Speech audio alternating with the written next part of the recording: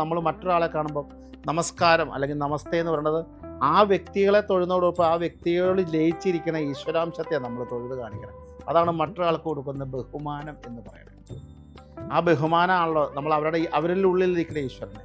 അപ്പോൾ നമ്മുടെ ശരീരം തന്നെ ക്ഷേത്രമായി കണക്കുകൂട്ടുകയും ക്ഷേത്രത്തിൽ ഇരിക്കുന്ന ഈശ്വരനായിട്ട് നമ്മുടെ ജീവനെ കണക്കുകൂട്ടുകയും ചെയ്യുന്നു. അതുകൊണ്ടാണ് സൽ വർത്തമാനങ്ങൾ, സൽ ഭാഷണങ്ങൾ, പ്രവൃത്തികൾ, സൽ ചിന്തകൾ നമ്മളിൽ ഉണ്ടായാലേ നമ്മൾ നന്നാവുള്ളൂ.